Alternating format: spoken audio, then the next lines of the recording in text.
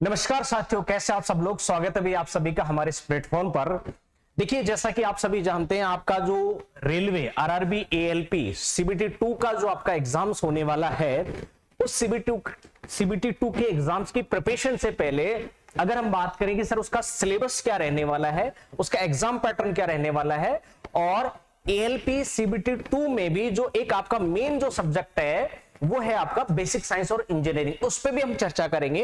तो आज का ये वीडियो उन स्टूडेंट्स के लिए है जो लोको पायलट सीबीटी 2 की तैयारी करना चाह रहे हैं। तो सर इसमें सिलेबस क्या है, एग्जाम पैटर्न क्या है, और क्या इसमें हमें पढ़ना है, क्या इसमें हमें छोड़ना है, और इतने जो लिमिटेड जो हमें जो टाइम मिला है, इस लिमिटेड टाइम पीरियड में हम सिलेक्शन लेने के लिए हमारा क्या तरीका होगा। तो वीडियो में बने रहिएगा लास्ट तक। और जिन्होंने अभी तक चैनल को सब्सक्राइब नहीं किया वो हमारे चैनल को सब्सक्राइब जरूर कर लीजिएगा भैया ना। चलिए शुरुआत करते हैं। जैसा कि आप सभी जानते हैं सर, एएलपी सीबीटी 2 का जो आपका एग्जाम पैटर्न होगा वो उसमें एग्जाम होंगे आपके दो। सीबीटी 2 में भी दो एग्जाम होंगे, पार्ट ए और पार्ट बी। अब आपका जो दो एग्जाम होंगे पार्ट ए और पार्ट बी, ठीक है भैया। एक तो आपका होगा सर पार्ट ए,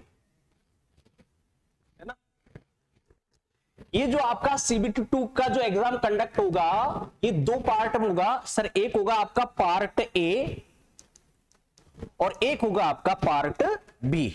दो फॉर्मेट में ये होगा, सेम डे में होगा, एक ही टाइम पर आएगा ना, अलग अलग नहीं आएगा।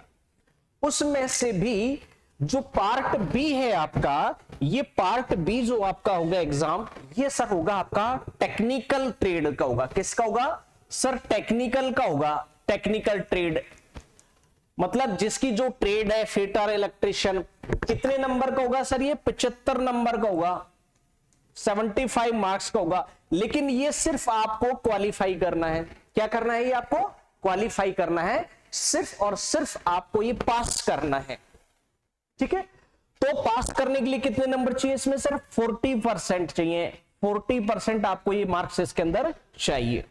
ये जो पार्ट बी है जिसको हम ट्रेड थ्योरी बोलते हैं या टेक्निकल सब्जेक्ट जो बोलते हैं, जो electrician, fitter, welder, wireman, electronics, mechanic, diesel, motor mechanic, ये जितनी भी ट्रेड्स हैं आईटीआई की, वो ये होगा आपका 75 नंबर का होगा आपका। ये आपको सिर्फ और सिर्फ पास करना है, 40% मार्क्स लाने हैं। दैट मीन्स ये क्वालिफाई करना है। मेरिट जो बनेगी आपकी वो बनेगी पार्ट ए के आधार पर। किसके आधार पर मेरिट बनेगी? पार्ट ए के आधार पर। ये आपका जो होगा ये पार्ट ए, ये सर 100 नंबर का होगा। कितने का होगा सर? 100 मार्क्स का होगा। और जो टाइम मिलेगा आपको वो कितने मिलेंगे? 90 मिनट, लगभग 1.5 घंटा, 1.5 आवर्स आपको मिलेंगे। अब ये जो पार्ट ए वाला जो आपका पेपर होगा 100 नंबर का, यही आपका मेरिट डिसाइड करेगा, है ना। मेरिट डिसाइड करेगा। तो इसमें क्या क्या आएगा? अगर मैं इसकी बात करूं कि सर इसमें क्या पूछा जाएगा आपसे, तो इसमें जो पूछा जाएगा आपसे, देखो पार्ट ए का जो सिलेबस है, पार्ट बी के सिलेबस पर ट्रेड वाइज मैं अलग से चर्चा करूंगा। फिलहाल हम बात कर रहे हैं सर पार्ट ए का सिलेबस। पार्ट ए के सिलेबस में अगर मैं बात करूं सर, ये पार्ट ए का सिलेबस है ना। पार्ट ए कितने नंबर का होगा सर? टोटल मार्क्स ये होगा सर आपका 100 नंबर का, ठीक है। टाइम ड्यूरेशन कितना है सर? इन्होंने टाइम कितना दिया है सर? टाइम दिया आपको इसमें 90 मिनट। तो भाई साहब 90 मिनट का टाइम देगा वो आपको। इसमें आपके 3 सब्जेक्ट हैं। पहला तो है आपका सर मैथ्स, दूसरा आपका होगा सर रीजनिंग, और तीसरा होगा आपका basic science and engineering, BSE जिसको शॉर्ट में बोलते हैं। बेसिक साइंस और इंजीनियरिंग होगा, दैट मींस इंजीनियरिंग साइंस होगी, और कुछ इंजीनियरिंग ड्राइंग का पोर्शन इसके अंदर पूछा जाएगा। अब देखो मैथमेटिक्स जो है, मैथमेटिक्स का जो सिलेबस है वो सिलेबस वही है जो आपका सीबीटी 1 का सिलेबस था। इसका मतलब सर सीबीटी 1 का सिलेबस और सीबीटी 2 के सिलेबस में मैथ और रीजनिंग के में कोई चेंजेस नहीं है, वही है। जैसा आपका नंबर सिस्टम है, बॉड मास रूल से रिलेटेड जो क्वेश्चंस आते हैं, डेसिमल फ्रैक्शन है, एलसीएम एचसीएफ है जिसको हम लघुत्तम और महत्तम समापवर्त बोलते हैं, रेशियो और प्रपोर्शन अनुपात समानुपात है ना, परसेंटेज है, मेंसुरेशन है, क्षेत्रमिति जिसे हम बोलते हैं, टाइम और वर्क है, टाइम और डिस्टेंस है, सिंपल एंड कंपाउंड इंटरेस्ट है, प्रॉफिट एंड लॉस है, algebra, geometry, trigonometry, elementary statics है, स्क्वायर रूट्स है, एज कैलकुलेशन है, कैलेंडर है, क्लॉक है, पाइप और सिस्टम्स है। तो ये आपका जो सिलेबस है, ये आपका लोको पायलट सीबीटी 2 के लिए जो पार्ट ए होगा 100 नंबर का, जो मेरिट में जुड़ेगा, जिसके आधार पर आपकी आगे जो एक टेस्ट होगा, है ना, सी बैट का टेस्ट। कौन सा टेस्ट होगा? सी बैट का टेस्ट होगा एक आगे। इसमें आपको 5 गुना बच्चों को लिया जाएगा, 5 टाइम्स को लिया जाएगा। जो सीबीटी 2 में जितने बच्चे बैठेंगे वैकेंसी का, वो कितने गुना बैठेंगे? 15 गुना बच्चे बैठेंगे। और 15 गुना बच्चे जब सीबीटी 2 के एग्जाम में बैठेंगे, उसमें से जो मेरिट बनेगी वो नंबर ऑफ वैकेंसी का, मतलब अप्रोक्स आपके सीबीटी 2 में लगभग 3 लाख के आसपास, 2,50,000 कुछ ऐसे 3 लाख के आसपास बच्चे बैठेंगे, 15 गुना। तो सी बैट का जो टेस्ट होगा वो वैकेंसी का 5 गुना लिया जाएगा। इसका मतलब 1 लाख के आसपास बच्चे आपको यहां इस सीबीएट वाले में, कंप्यूटर बेस्ड एप्टीट्यूड टेस्ट जिसको हम बोलते हैं, इसका मतलब साइको वाला जो पेपर होगा वो इसमें बैठेंगे। तो मेरिट जो डिसाइड होगी वो होगी आपकी पार्ट ए के आधार पर, जो 100 नंबर का है, जिसमें से आपका लगभग 25 नंबर का है मैथ्स, 25 नंबर की रीजनिंग और 50 नंबर का है आपका बेसिक साइंस और इंजीनियरिंग। ठीक है। इसी तरीके से अगर मैं बात करूं कि सर रीजनिंग के सिलेबस की, कि सर रीजनिंग का सिलेबस क्या है, तो रीजनिंग का सिलेबस भी बिल्कुल सेम टू सेम है भाईगा, है ना। जनरल इंटेलिजेंस रीजनिंग, एनालॉजी है, अल्फाबेटिकल और नंबर सीरीज है, कोडिंग डिकोडिंग है, मैथमेटिकल ऑपरेशंस है, रिलेशनशिप है, सिलोगिज्म है आपका ना, सिलोगिज्म है, जंबलिंग है, वेन डायग्राम्स है आपका, डाटा इंटरप्रिटेशन होता है, डीआई जिसको हम शॉर्ट में बोलते हैं, डाटा सफिशिएंसी होता है, कंक्लूजन एंड डिसीजन मेकिंग है, कथन निष्कर्ष वाले हो गए, सिमिलैरिटीज और डिफरेंसेस वाले हो गए, एनालिटिकल रीजनिंग हो गई, क्लासिफिकेशन हो गया, वर्गीकरण, डायरेक्शन हो गया, स्टेटमेंट एंड आर्ग्यूमेंट और अजम्पशंस। ये आपका जो सिलेबस है ये भी लगभग आपका सीबीटी 1 वाला ही सिलेबस है, उसी के इक्वल आपका ये सिलेबस है। तो इसका कहने का मतलब ये भी लगभग आपका 25 नंबर का पूछा जाएगा। अब चूंकि आप सीबीटी 1 का एग्जाम क्लियर करके आए हैं, इसका मतलब आपको मैथ्स रीजनिंग अच्छा आता था, तभी आप सीबीटी 1 का एग्जाम क्लियर कर पाए। तो आपको सीबीटी 2 की प्रिपरेशन के दौरान, जहां अगर आपको टाइम कम मिला है, तो आपको ये दोबारा से पढ़ने की आवश्यकता नहीं है। हाँ, एज ए रिवीजन के तौर पर आप इनका रिवीजन कर सकते हैं। और रिवीजन करने का क्या तरीका सर? रिवीजन करने का एक तरीका सर, आप इनके ज्यादा से ज्यादा मॉक टेस्ट अटेम्प्ट करें। क्या करें? Mock test. अब आपको जो पढ़ना है ना सीबीटी 2 के दौरान, वो 2 सब्जेक्ट पढ़ने हैं। कौन सा पढ़ना है? एक सर आपको बेसिक साइंस और इंजीनियरिंग पढ़ना है, बीएससी पढ़ना है। दूसरा आपका जो ट्रेड थ्योरी है ये पढ़ना है, क्योंकि सर ट्रेड थ्योरी मेरिट में तो जुड़ेगी नहीं, लेकिन ये क्वालिफाई करना भी बहुत ज्यादा जरूरी है। अब आपको जो नया सब्जेक्ट है वो 2 है, एक आपका टेक्निकल सब्जेक्ट और एक बेसिक साइंस इंजीनियरिंग, जो लगभग आपका 50 नंबर का है। अब अगर मैं बात करूं सर बेसिक साइंस इंजीनियरिंग की, सर बेसिक साइंस इंजीनियरिंग का सिलेबस क्या है? तो ये आपके सामने बेसिक साइंस इंजीनियरिंग का सिलेबस है भाई, गौर से देख लीजिएगा थोड़ा सा, इसमें क्या पढ़ना है आपको, क्या छोड़ना है, उस पर भी ध्यान दीजिएगा। Basic science and engineering, short में हम इसे बीएसई बोलते हैं। तो ये जो बेसिक साइंस और इंजीनियरिंग है, शॉर्ट में इसे बीएसई कहा जाता है। इसमें क्या है?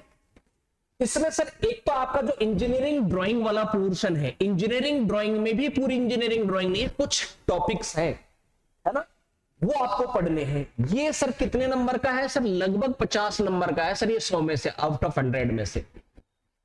तो सिलेक्शन ये करवाएगा, मेरिट में ये जुड़ेगा, क्योंकि मैथ रीजनिंग तो सीबीटी 1 में आपने पढ़ी थी, वो आप क्लियर करके आ गए। सीबीटी 1 के एग्जाम सीबीटी 2 में आप जो है एंटर कर चुके हैं 15 गुना बच्चों में।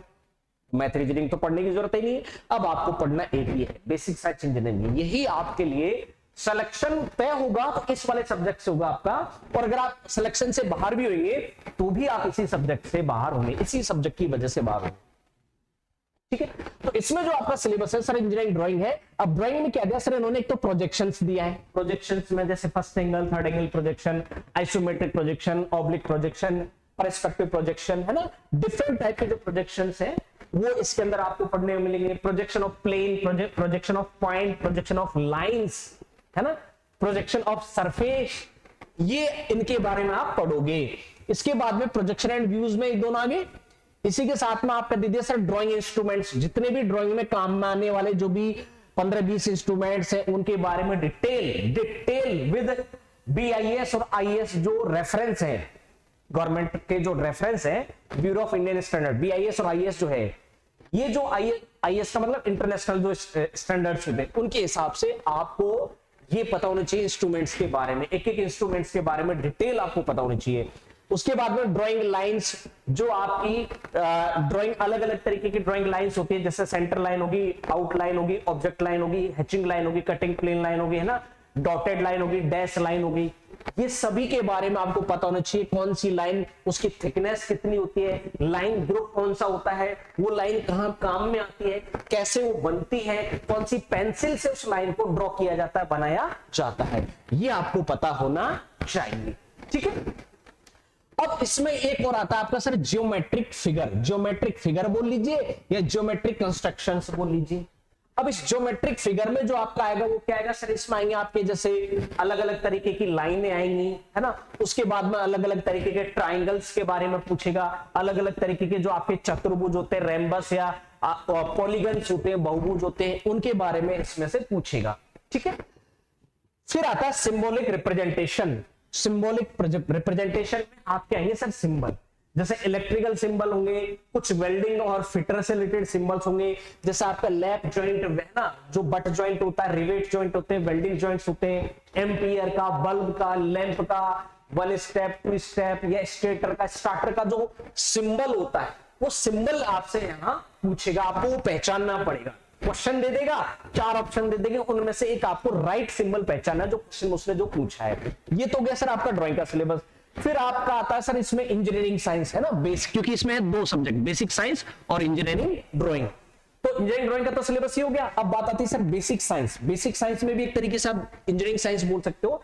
एक तो सर ये कॉमन टॉपिक हो गया आपका यूनिट्स एंड मेजरमेंट, मात्रक एवं मापन। अब इस यूनिट्स और मेजरमेंट में जो आपने CBT 1 के लिए जो जनरल साइंस में पढ़ी थी आपने फिजिक्स, उसका लगभग 70% पोर्शन तो ये रहेगा, लेकिन 30% यूनिट और जो आएंगी आपकी वो कुछ अलग आएंगी जो आपने फिजिक्स में नहीं पढ़ी है। जो एक सब्जेक्ट होता है सर ITI के अंदर एक सब्जेक्ट चलता है WCS, है ना, WCS workshop calculation and science, उसमें वो यूनिट एक्स्ट्रा दे रखी है, कुछ मेजरमेंट्स दे रखे हैं। तो 70% तो आपने पहले पढ़ी हुई थी, जानी पहचानी वो आएंगी, 30% आपको थोड़ा और पढ़नी पड़ेगी जो अभी तक आपने पढ़ी नहीं है इस यूनिट और मेजरमेंट्स में। जिन्होंने या तो ITI करी है या जिन्होंने ITI में पढ़ा है, उनको पता है कि वहां पर एक WCS सब्जेक्ट होता है, उसके अंदर ये कुछ एक्स्ट्रा मैटर क्या आता है। जब अपन क्लास शुरू करेंगे तो उस पर हम चर्चा करेंगे। इसके बाद में मास, वेट एंड डेंसिटी, द्रव्यमान, भार और घनत्व, इसके बारे में भी वो आपसे पूछेगा।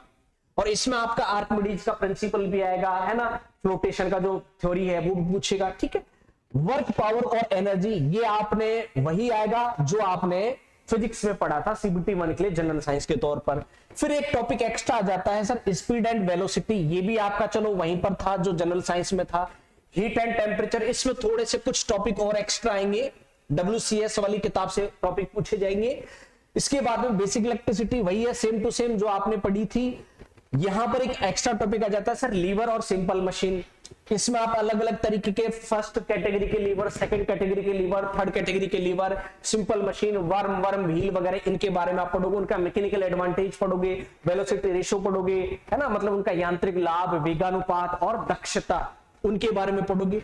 ऑक्यूपेशनल सेफ्टी एंड हेल्थ, है ना, व्यावसायिक सुरक्षा और स्वास्थ्य, इसमें ज्यादातर आप जो है अलग अलग तरीके के जैसे फायर के टाइप्स पढ़ोगे, आग बुझाने वाले यंत्र, फायर एक्सटिंग्विशर पढ़ोगे, पीपी किट के बारे में पढ़ोगे, पीपी किट क्या होता है ना, कुछ सेफ्टी स्टैंडर्ड्स होते हैं उनका आपको ध्यान रखना है। 5S व्हील क्या होता है, ये 5S व्हील क्या होता है, इसको आपको फॉलो करना है।